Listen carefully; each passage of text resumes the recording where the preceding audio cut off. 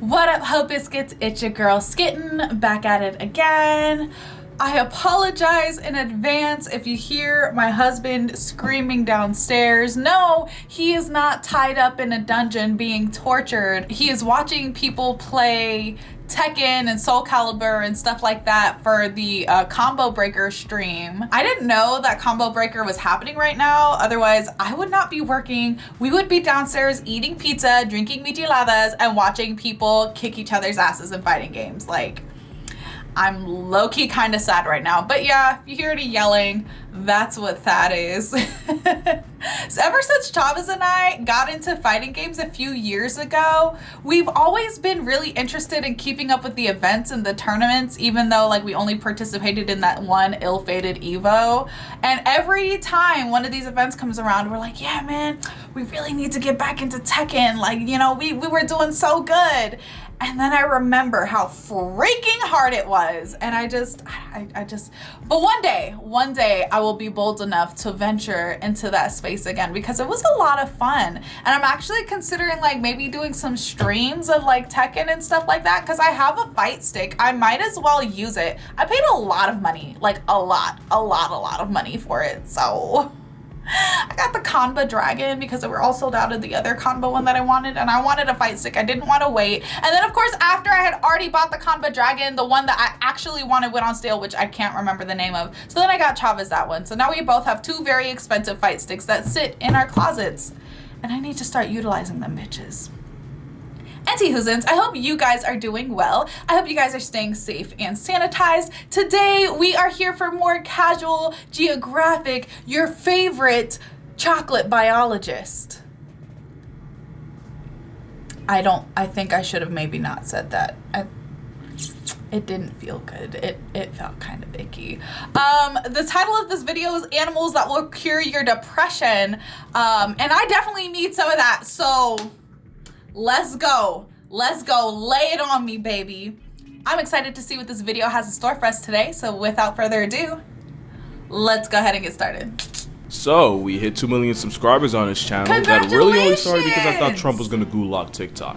Which means there's enough of us to invade the state of Delaware and have pretty good odds doing it. I think you So in honor of us reaching 1 million subs twice, and also since my mom said I should make more lighthearted videos so she doesn't have to lose sleep to support her son, here are the top 10 most wholesome animals you'll find in nature. Thank you. While there will be accurate facts in this video, it will also be in my very biased opinion. And if you're a longtime supporter, you probably already know what the top 4 are going to be. Also, a little side note before we get started. When I call an animal wholesome, I am assigning human characteristics to a wild animal. Right. In real life, nature don't care about being cute or wholesome. It's survival of the fittest, and in the wild, morality gets you put on a t-shirt. Basically, what I'm trying to say is animals aren't good or evil. Right. They're just them. But if you could kindly suspend your disbelief for the next at least 8 minutes, because you know mid-rolls, that'd be great. Okay. All that aside, at number 10 is an animal you probably wouldn't even expect in a video like this. Capybara!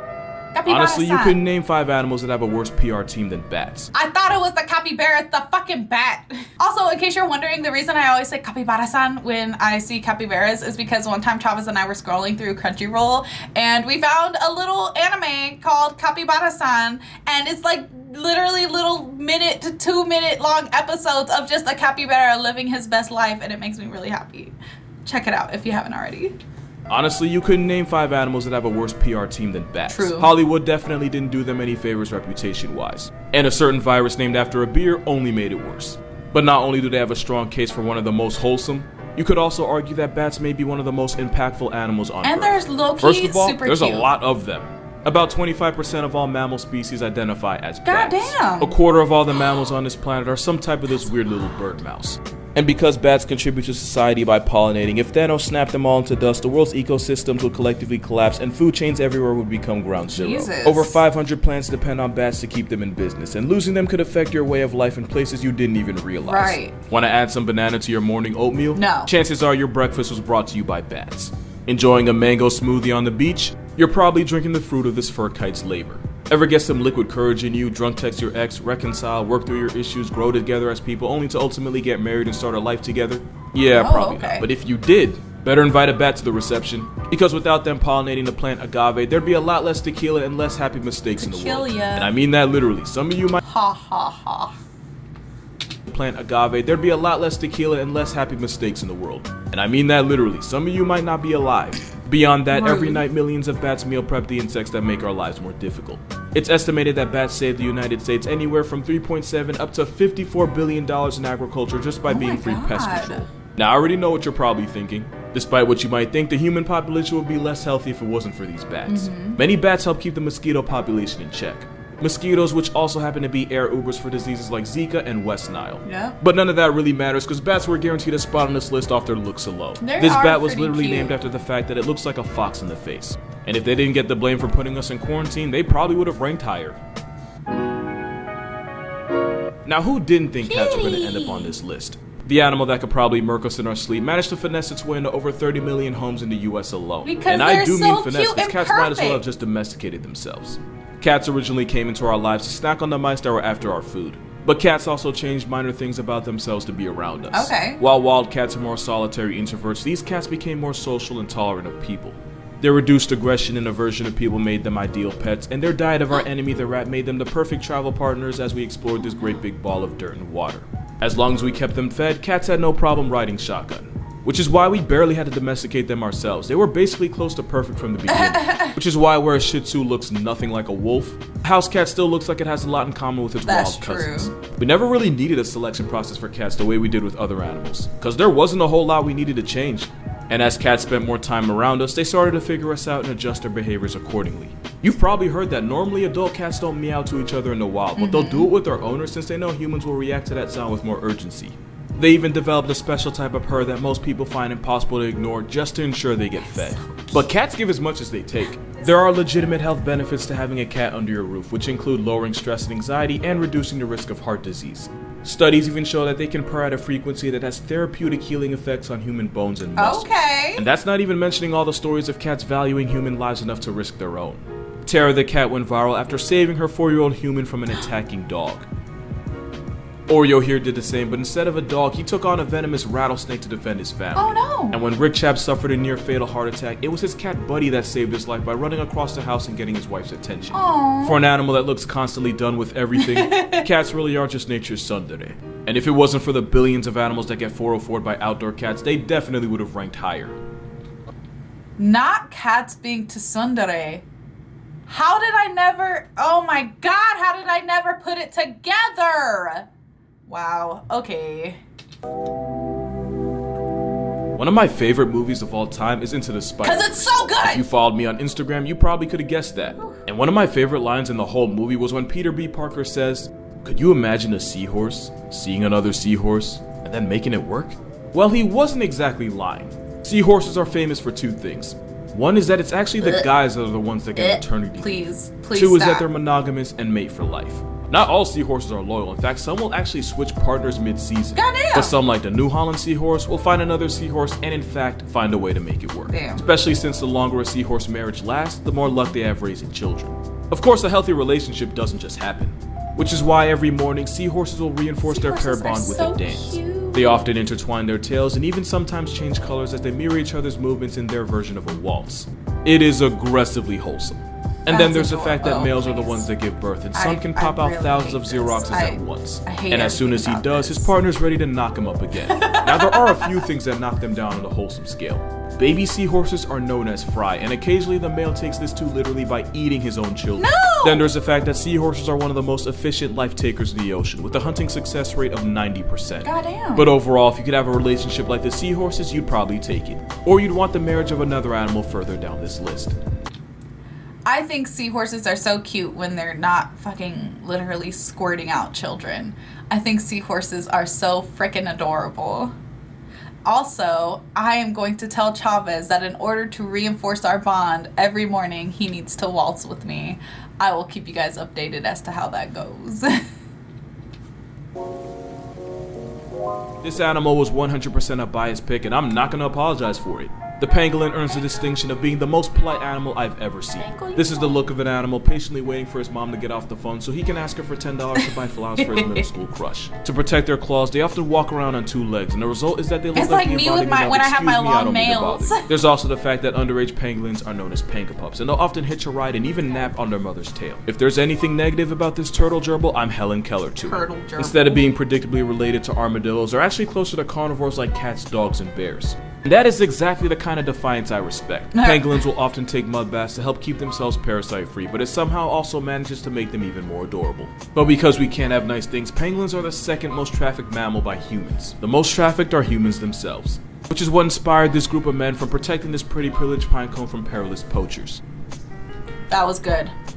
You better like this video. That sentence took way too long to pronounce. Yeah, that was To great. raise awareness of their efforts, a photographer did a photo shoot of these men with, of course, their pangolins. Even with their population threatened, you can still count on this live-action Pokemon to put a smile on your face. Like bats, pangolins do get a lot of blame for a certain beer virus. And of course, there's that South Park episode about it. But like I said, I'm Ray Charles to any form of pangolin slander, and that's simply not going to change. As you should be.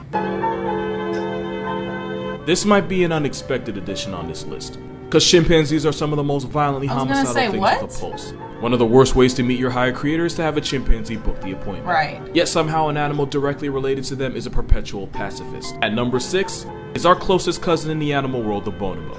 They look like chimps nature tried to draw strictly from memory, but their personalities are polar opposites. Yeah. Their societies are built on love and peace, which is why there are rarely cases of bonobos killing each other. Also, they're female dominated. But unlike other matriarchal social circles, not all the females in the bonobo circle are necessarily related. And while there is a hierarchy, they do look out for each other. High-ranking females will often even defend newcomers from the unwanted advances of males. And instead of castrating each other like their murderous cousins, bonobos solve conflicts with affection. They are the hippie chimps of the Congo. Only thing is, sometimes they're a little too affectionate, which is why any movie starring bonobos is rated B. As in, be sure to have to talk with your kids before you go see them in the zoo, or they may come home with questions you might not be prepared to answer. They be fornicating. A lot.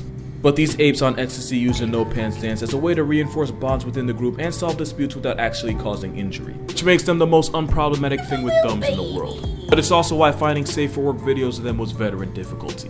One wrong move in what they like to do to each other, guidelines will do to me. Swans are often considered the mascot of peace, love, and loyalty. I rebuke that. I was gonna say, Swans are aren't mean-spirited swans Q-tips drunk off. Why do I keep saying Schwan like that? Aren't swans violent as hell? Peace, love, and loyalty. I rebuke that. Swans are mean-spirited Q-tips drunk off pretty privilege. Before a bird that apparently mates for life, swans actually have a divorce rate of about 5%. Oh. Meaning on average, 1 in every 20 swan couples calls it quits during breeding season. Okay. Flamingos, on the other hand, believe in monogamy the way Nick Cannon Flamingos are believes in terrifying birth control, looking, since though. they have a divorce rate of about 99%. And penguins aren't even worth discussing since they'll cheat on their partner with a hole in the ground. True. But the most faithful of the birds is the albatross, with a divorce rate between 1 and 3%. The albatross will spend years waiting for the right mate. These seabirds can easily live into their late 50s, so if they got one thing, it's time. Once 2 albatrosses do pair up, they'll perform a synchronized dance ritual to strengthen their pair bond. It's like the bird version of renewing their vows. Single albatrosses will spend years practicing and perfecting the courting dance, so they have the choreography down by the time they actually need it. And with their lifespan, these couples often spend decades raising chick after chick. Breakups are rare, and it's usually a result of multiple years of breeding failure. Climate change has also caused a slight rise in albatross divorces, but I'm not about to hold that against them. They're like the seahorse, except they're a lot less likely to dip out on their partner. Right. And infinitely less likely to turn their children into a kid's meal. Okay. It takes a lot for me to give a bird props, and the albatross 100% earns it. I was watching this documentary one time, and they were like talking about this albatross, and his wife died, and he just, every year he waited for her to come back, and every year he did it, and I literally cried, and then Chavez made fun of me. Like, that shit is just so sad to me. He lost his wife. But yeah, so very wholesome. Touches my heart. It wasn't a matter of if, but when quackers were going to make an appearance. But don't they sacrifice Google the their happiest babies? animal on earth and it'll get one trying to bear hug you through the screen. Like the pangolin, the quokka was guaranteed a spot on this list on their appearance alone. Right. Being the most photogenic thing in nature counts for something. Yeah. And since quokkas on Rottnest have no natural predators, they have little to no fear of humans. Which is how quokka selfies became a thing. Quokkas are such mascots for positivity that they single-handedly boost tourist numbers to Rottnest the way LeBron did to Cleveland. In fact, you're probably surprised not that quokkas are here, but that they're not ranked higher. Well, there's always going to be people that take things too far, and that often gets them attacked by quokkas, and oftentimes it's the children getting the worst of it. To be fair, going viral might have been the worst thing that could have happened to them. Tourists often treat them as a plush toy rather than a wild animal, and that often gets them dealt with appropriately. And as their lack of fear towards humans gets taken advantage of, the quokka ironically gets abused by those same humans. Which of course means them lashing out has nothing to do with them and everything to do with us. Right. There's also this. While they do toss their babies. Their children, mothers will loosen muscles in their pouch as a last resort when being chased by a predator. So as the screaming, writhing Joey falls and distracts the predator, mom of the year gets to live to make another baby. Yeah. Which makes sense in the grand scheme of things, since you'd rather lose the baby than the baby maker. But that kind of parenting does you no favors in a list like this. Right. But it doesn't change the fact that when this travel-sized kangaroo steps up, depression hears boss music. True. Google "we don't deserve" and it'll autofill dogs in your search box. Google knows what's up. The irony is that the animal we got dogs from had every reason to hate us. Thousands of years ago, wolves and humans hunted the same prey and were each other's biggest competition. But then we teamed up, and now you can expect to find a dog in millions of homes worldwide. From apex predator to devoted house pet, there are just too many wholesome facts about dogs to count. For example, studies showed that dogs are more likely to approach someone who's crying rather than someone who's talking or just humming, and that's regardless of whether it was their owner or just a stranger. In the same experiment, dogs would approach a stranger with submissive body language, almost as if they were trying to comfort them. Another experiment showed that dogs actually preferred interacting with individuals who use high-pitched baby voices with them instead of those who use normal, deeper voices. But Perfect. Spectacular. I have a great baby voice. Who's a good boy? Who's a good boy? I think I just fulfilled someone's fetish there, so I'm gonna shut the fuck up. Personal favorite? When a dog and its owner make eye contact, both bodies release oxytocin, which is considered a love hormone, which just so happens to be the same one released when a mother and a newborn interact. You don't have to say anything, you don't have to touch them. You can stare at your dog and you'd be bonding. Which says a lot since their cousin the wolf sees that same eye contact as a challenge. Not only that, but dogs are one of the few animals that understand the gesture of pointing. Meaning you could point at something across the room and a dog will understand the look in the direction you're pointing, where most animals will just be interested in your finger. True. Little things like that only happen after hundreds of years of being right by our side. We have service dogs, emotional support dogs, medical response and police dogs. Basically any job worth having can have a dog involved somehow. We even trust them with our children. We might not deserve dogs, but dogs 100% deserve this spot. Absolutely. Can't believe they're only number 3. The silver medal of wholesomeness goes to the capybara. No matter where this plus-size guinea pig pulls up, it's always with good vibes and zero conflict. There are entire threads of cappies existing around other animals completely unbothered. The thing is, they could be a complete menace and it'd be totally justified. Capybara live in one of the most dangerous neighborhoods in the world and often share an area code with predators like jaguar, caiman, anacondas, and eagles. And it's not like these buffed beavers are tanky enough to have no worries. They often fall prey to those same predators. Normally, any animal that can get meal prepped by so many others is often high-strung and hyper-aggressive by nature. Nature knows zebras use that excuse. That's true. But not only are capybara the complete 180, you'll even see them around the same animals they should be afraid of. Cause this heavyweight hamster is allergic to most forms of conflict. Which is why when a bunch of orphan puppies needed a foster mom, it was a capybara that stepped up. But as chill as they are, capybara are still roided up rodents with teeth that they will use to defend themselves against people. But like with the quokka, if you manage to make this horse rabbit angry, you definitely did something to deserve it. Aside from that, a happy cappy is one of the most wholesome sights in nature. But they just barely miss out on the #1 spot. If I was told, oh man, he was murdered by capybaras, I'd be like, and he deserved it. And he deserved it. Matter of fact, toss his wife and kids in there too. You can go ahead and throw Nana in there as well. That's a rotten ass family. Cause how you manage to piss off capybaras?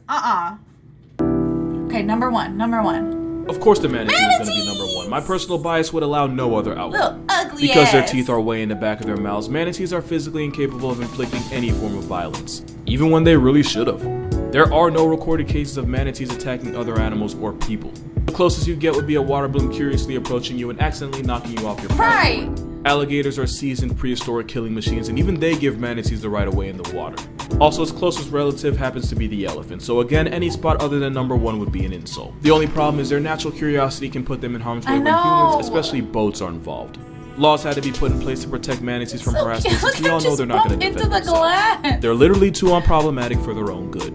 Dogs kill thousands of people a year, and someone in the world right now is walking around with a scar from not respecting the quokka's space.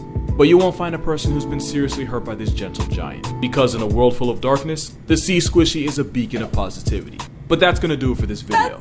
For daily uploads, be sure to follow my TikTok and Instagram. especially Instagram, since they don't want to give me my blue check. To watch videos before I post them, also consider becoming a patron on Patreon.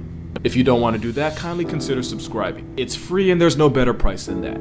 Also, for every person that watches this and doesn't sub, a manatee sheds a tear, and only a monster would allow that to happen. All that aside, drink water, hug your mother, support your local manatees, legally, and I'll see you in the next one. What a beautiful, wonderful video. It brought so much joy to my heart. This video low-key really did cure my depression, bro. Like, I don't gotta take the pills no more. No, I'm just kidding. Please take your medication. Please. I hope you guys enjoyed the video. Don't forget to leave your reaction requests and recommendations down in the comments below. And other than that, peace out, Ho Biscuits. It's Skittenlit.